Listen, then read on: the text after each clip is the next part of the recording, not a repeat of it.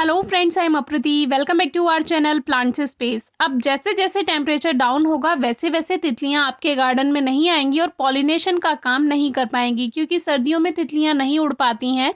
तो इसके बारे में हमने आपको पहले भी बताया है।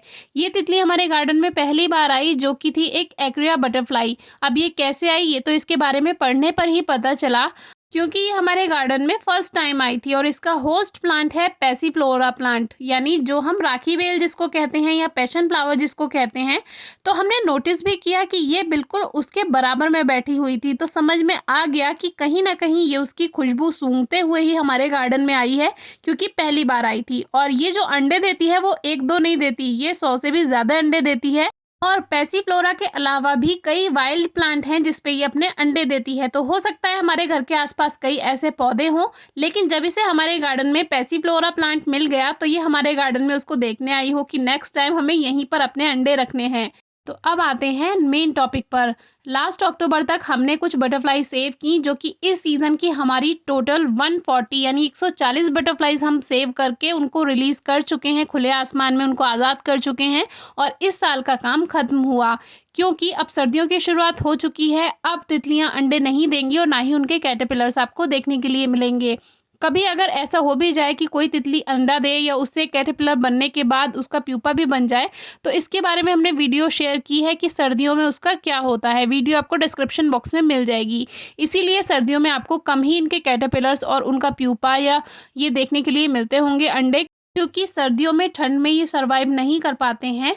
तो हमारे ये टोटल हमने लास्ट टाइम जो 5 और कैटरपिलर सेव किए थे उनसे प्यूपा बना। अब मुझे जाना था बाहर। अब सबसे बड़ी समस्या ये थी कि कैसे इनको सेव किया जाएगा, क्योंकि ये काम घर में मैं ही करती हूँ मोस्टली, तो इसकी आदत मुझे ही है। तो मेरे जाने से पहले 4 तितलियाँ मैं रिलीज़ कर चुकी थी और एक तितली प्यूपा में बदल चुकी थी। तो अच्छा हुआ, मैंने मम्मी को बोला कि आप इसको रिलीज़ कर देना मेरे बाद और ध्यान रखना।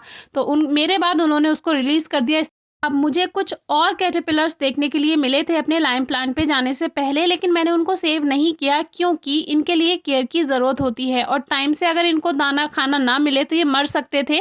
और मुझे इस चीज़ का आदत हो गई है, एक्सपीरियंस हो गया है, तो ये काम मैं ही करती हूँ। मैं घर पे किसी को ये काम करने के लिए नहीं कहती हूँ, क्योंकि इसका पता है, टाइमिंग पता है, सब कुछ पता है। और मम्मी वगैरह या कोई भी अपने काम में व्यस्त रहेंगे तो फिर इसको खाना नहीं मिलेगा तो वो मर सकता है। अब एक और प्यूपा जो कि हमें अपने नींबू के पौधे पे मिला था, जो कि छोटा सा प्यूपा था, लगभग ये मुश्किल से 1 इंच बड़ा प्यूपा भी नहीं था, छोटा सा था। तो मैंने इसको सेव किया, क्योंकि आज से पहले मुझे नहीं मिला था और लेमन प्लांट पे इसको मैंने पहले भी देखा था। पहले सेव किया था तो तितली उड़कर भाग गई थी, उसका पता ही नहीं चल पाया था। लेकिन इस बार मुझे कंफर्म करना था कि इतनी छोटी तितली कैसी है ये, जो नींबू के पौधे पे अपना प्यूपा बनाकर रख गई है। जो इसका कैटरपिलर होगा वो भी मैंने नहीं देखा था पहले। तो फिर मैंने देखा जो बटरफ्लाई मेरे गार्डन में मोस्टली आती है, और फॉल्स हेदर के छोटे छोटे पर्पल फ्लावर्स पर भी मैंने इसको बहुत बार देखा है, और आज भी मेरे गार्डन में आई थी। सबसे ज़्यादा यही तितली आती है। तो मुझे बहुत अच्छा लगा जान के कि यही वो तितली है जिसका प्यूपा मैंने देखा था।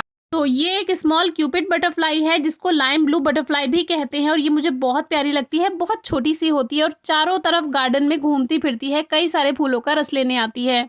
तो इसका ये छोटा सा प्यूपा पहले भी मैंने नींबू के पौधे पे देखा था, लेकिन पहले सेव किया तो वो नहीं मैं पहचान पाई इस तितली को, और ये उड़ गई थी। लेकिन अब सेकंड टाइम में मैं कंफर्म हो चुकी हूँ, और अपने व्यूअर्स को भी कंफर्म करना होता है, इसीलिए इन चीज़ों की जानकारी होना भी ज़रूरी है। तो देखिए कितना छोटा सा प्यूपा था, आप खुद ही देख सकते हैं, बहुत ही छोटा था, 1 इंच से भी बहुत छोटा प्यूपा था। तो इस तरह से आप भी बटरफ्लाई सेव कर सकते हैं। ये हमारी नेचर के लिए बहुत ज़रूरी है। पॉलिनेटर्स यानी जो ये परागण करते हैं, ये हमारे नेचर के लिए ज़रूरी हैं, क्योंकि खेती में भी इनका बहुत ज़्यादा योगदान रहता है। तो इनको ज़्यादा से ज़्यादा सेव कीजिए। कुछ नहीं करना होता, वो कैटरपिलर जिस प्लांट से आपने उठाया है, सेव किया है, उसी की पत्तियां उसको दीजिए। और नहीं पता है तो आप फोटो हमसे शेयर कर सकते हैं हमारे प्लांट्स स्पेस इंस्टाग्राम या फेसबुक पेज पर। अगर हमें जानकारी होगी तो हम आपसे ज़रूर शेयर करेंगे। आज की वीडियो कैसी लगी बताइएगा। Thank you.